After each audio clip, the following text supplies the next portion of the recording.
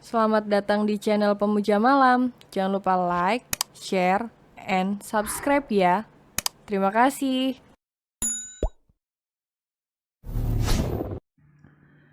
Chapter 10. Akhirnya, kamu kembali. Bara memasuki gedung perusahaannya yang bergerak di bidang firma hukum. Lelaki itu melangkah dengan tegap dan tegas. Wajah datarnya membuat siapapun yang berpapasan dengannya hanya menunduk segan, sebagai orang kepercayaan dan juga kaki tangan Bara. Aidan mengekor kemanapun tuannya pergi. Bara tampan dan juga mapan, termasuk kategori pria idaman bagi setiap wanita. Akan tetapi tak ada satupun wanita yang mendekat, membuat pria itu tertarik hingga menimbulkan berbagai persepsi tentang dirinya di kantor itu. Ada yang mengatakan jika dirinya mengidap kelainan orientasi seksual, sejenis penyimpangan terhadap sesama jenis. Ada juga yang mengatakan jika dia lelaki dingin tanpa cinta karena pernah patah hati. Apapun pendapat orang tak pernah Bara ambil pusing walau terkadang ia juga risih mendengarnya. Sempat terlintas untuk mencari wanita bayaran untuk ia ambil sebagai istri dengan sistem kontrak. Seperti cerita novel romansa yang membuat para pembaca tersenyum simpul dengan khayalan kebucinan. Tetapi niat itu ia kubur dalam-dalam, menjadikan pernikahan sebagai permainan bukanlah jalan keluar yang baik menurutnya. Hati kecilnya sedikit menolak dengan ide konyol itu. Setibanya di ruang pribadi miliknya yang cukup luas dengan latar bernuansa abu-abu, terasa begitu maskulin. Bara langsung mendaratkan pantatnya pada kursi kebesaran miliknya. 1 minggu lagi Anda akan terbang ke Lombok mendampingi Tuan Tama atas kasus penipuan yang menyebabkan ia mengalami kerugian hampir mencapai 3 miliar. Bara mengangguk. Ia ingat akan jadwal keberangkatannya itu. Kliennya yang ia kenal dengan baik karena merupakan salah satu pengusaha terkemuka di kota itu. Kliennya itu mengalami penipuan berkedok joint business yang membuatnya mengalami kerugian yang cukup besar hingga mencapai miliaran rupiah. Yang lebih membuat Bara tersenyum kecut adalah orang yang menipu kliennya itu adalah saudara kandung sendiri.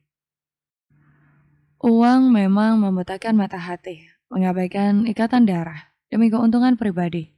Itu adalah hal yang biasa ditemui di era globalisasi yang semakin canggih ini.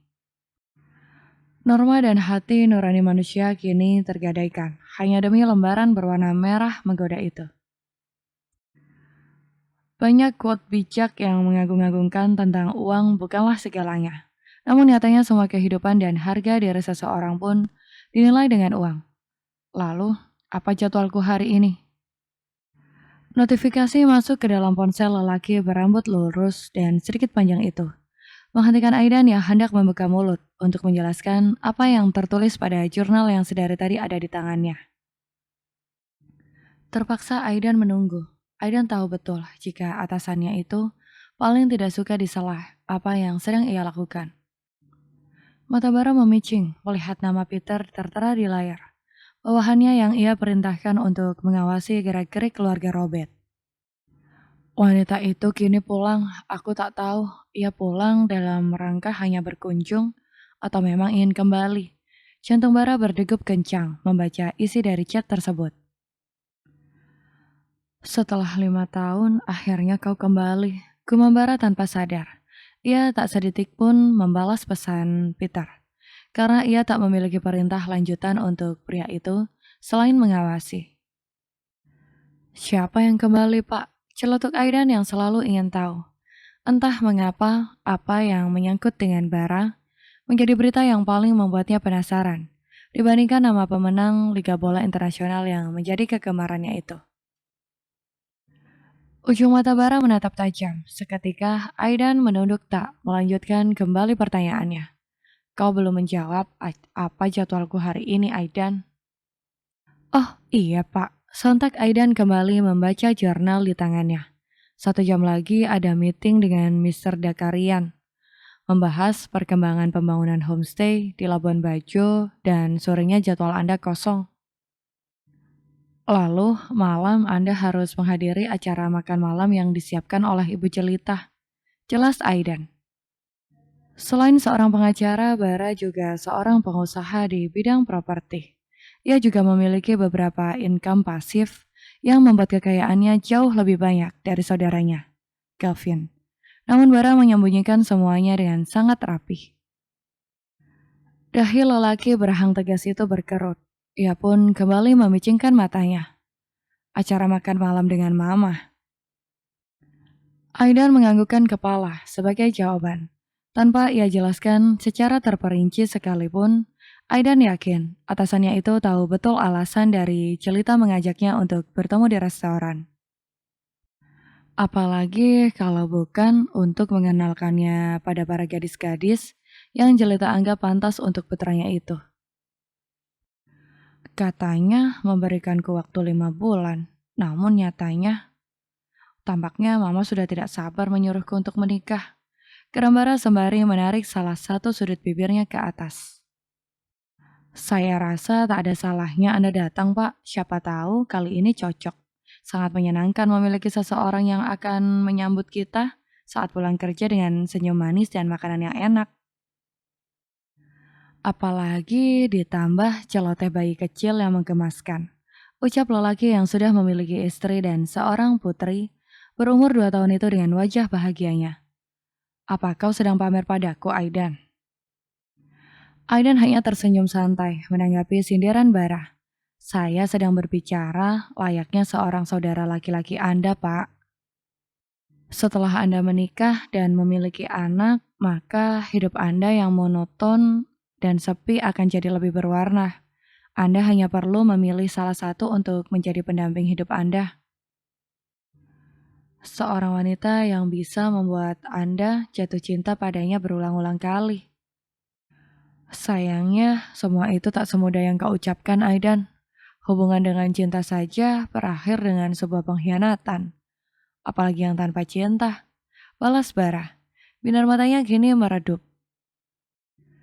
Aidan menghela nafas panjang. Apa Anda masih mengingatnya, Pak? Sudah hampir 10 tahun.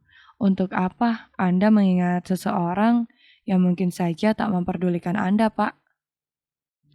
Mungkin saja di sana ia sudah memiliki keluarga dan hidup bahagia. Aku yakin Anda pasti akan menemukan seseorang yang akan membuat dada Anda berdebar dan hasrat untuk memiliki seseorang. Aidan berlagak seperti dokter cinta yang handal. Terkadang aku merasa kau terlalu lancang sebagai asistenku, Aidan. Apa kau ingin dimutasi dan dipotong bonus tahunan yang kau miliki? Setengahnya atau 70%? Marah Bara. Matanya yang redup kini memancarkan kilat yang membuat Aidan menelan ludah. Mengungkit tentang wanita itu adalah kesalahan terbesar yang ia lakukan. Tidak, Pak. Jangan, aku lupa jika saat ini aku masih ada pekerjaan yang harus aku lakukan. Aidan langsung bergerak mundur. Ia pamit dan berlalu pergi dengan kecemasan meninggalkan ruangan Bara. Lelaki itu paling takut jika sudah menyangkut masalah gaji. Gaji dipotong 10% saja sudah membuat hidupnya sulit. Apalagi jika setengahnya ditambah bonus tahunan yang ikut dipangkas.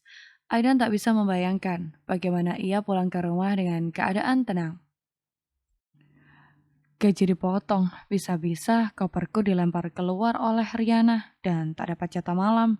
Membayangkannya saja sudah membuatku bergidik ngeri. Batin Aidan merinding. Sepeninggal asistennya, Bara menyandarkan punggungnya dengan malas pada senderan kursinya. Ia memandang tumpukan dokumen dengan pikiran yang terbang entah kemana. Bahkan ia pun tak mengerti ada apa dengannya. Kenapa ia seperti ini? Memutuskan untuk pindah dan menetap kembali ke Indonesia. Tentu banyak hal yang harus Elis urus, terutama masalah pekerjaan. Mendapatkan pekerjaan baru bukanlah perkara yang mudah. Butuh relasi dan keberuntungan. Entah keberuntungan sedang berpihak padanya atau memang relasi yang ia miliki sangat berkompeten, sehingga tak susah untuk Elis mendapatkan pekerjaan baru dengan bermodalkan CV yang ia miliki.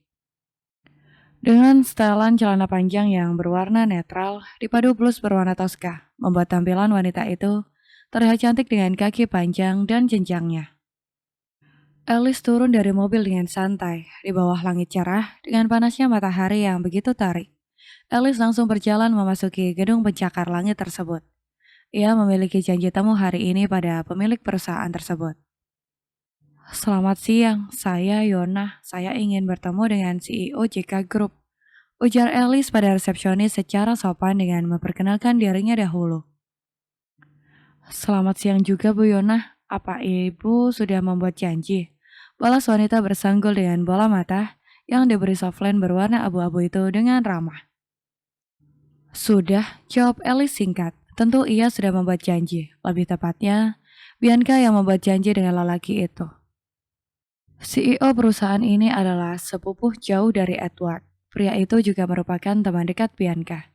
Ya, bisa dibilang Alice salah satu calon karyawan istimewa yang masuk ke dalam perusahaan itu dengan jalur VVIP. Akan tetapi kemampuannya dalam pekerjaan tentu saja tak perlu diragukan lagi. Baik, kalau begitu Bu, sebentar saya hubungi Bapak terlebih dahulu. Alice langsung mengangguk dan menunggu pada sofa panjang berwarna merah yang terletak di tengah-tengah. Tampak begitu mencolok di ruangan tersebut dibandingkan furniture yang lain. Tempat yang memang diperuntukkan untuk para tamu saat menunggu, hanya ada bunga artifisial bunga matahari yang tingginya tak lebih dari 1 jengkal dalam pot yang diletakkan di atas meja kaca. Perpaduan warna yang cukup kontras dan membuat sakit mata yang memandang. Alice berdecak, mengejek di dalam hati atas selera yang menurutnya benar-benar payah. Sekitar 10 menit Alice menunggu, resepsionis itu pun menghampiri dengan wajah ramahnya seperti tadi. Setidaknya masih ada yang membuat matanya adem setelah nyeri melihat perpaduan warna sofa dan bunga. Maaf telah menunggu lama Bu Yona, tadi Pak Digantara sedang ada tamu. Sekarang Anda bisa langsung naik ke lantai atas untuk menemui beliau langsung. Silahkan. Wanita muda itu menggerakkan tangannya untuk mempersilahkan Alice. Alice mengangguk, tangannya bergerak meletakkan kembali majalah yang hendak ia baca. Lalu bangkit dari duduknya dan mengikuti langkah kaki resepsionis yang mengantarnya hingga ke depan pintu lift. Resepsionis itu berbalik dan menghadap Alice.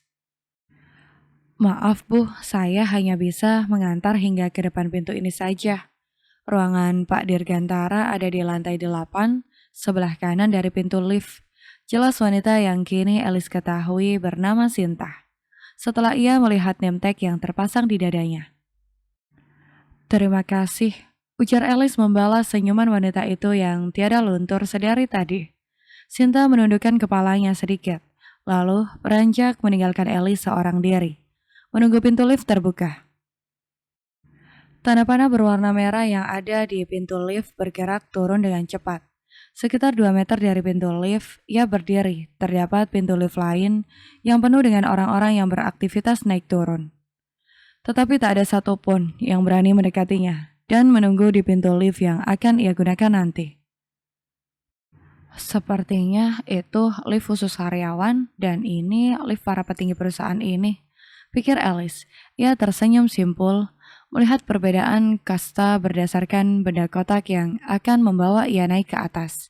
Dengan otomatis tersebut, pintu lift terbuka perlahan. Seseorang yang tadi hanya nampak sedikit wajahnya, kini sudah tampak jelas di depan mata.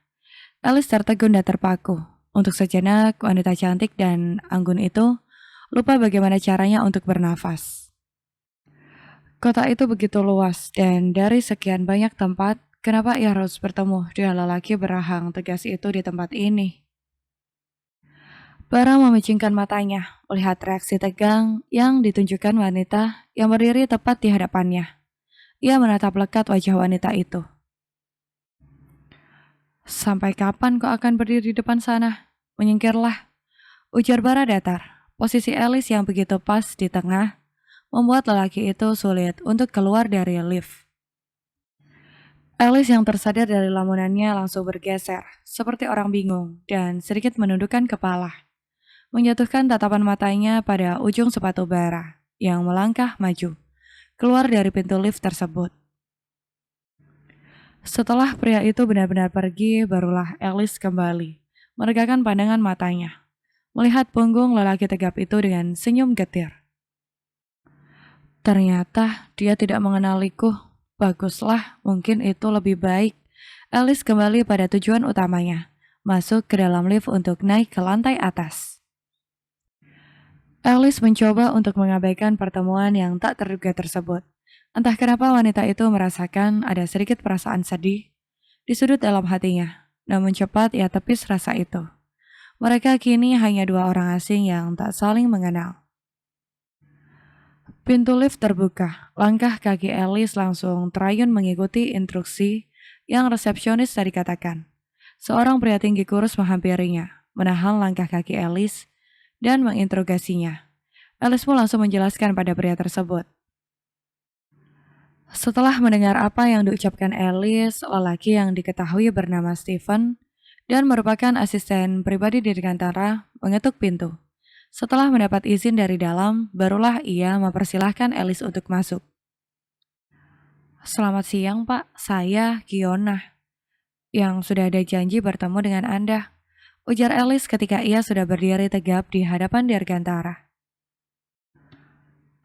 Lelaki dengan alis tebal dan hidung mancung itu menatap, senyum terukir di pipinya.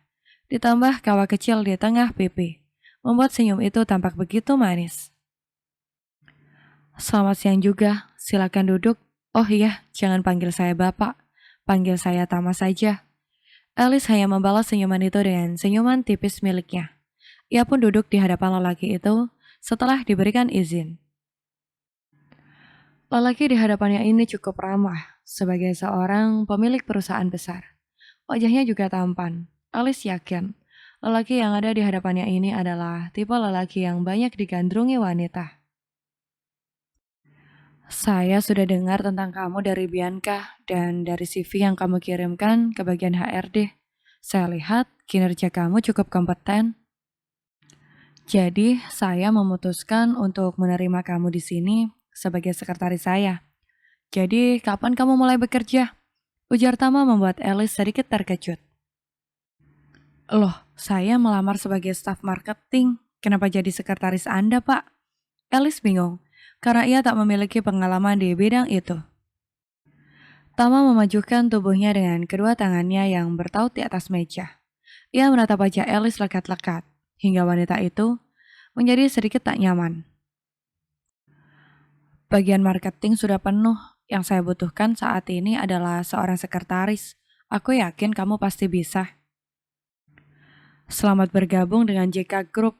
Tanpa menunggu jawaban dari Alice, Tama tersenyum simpul, sembari mengulurkan tangan sebagai sambutan pada Alice yang tercengang bagai orang bodoh.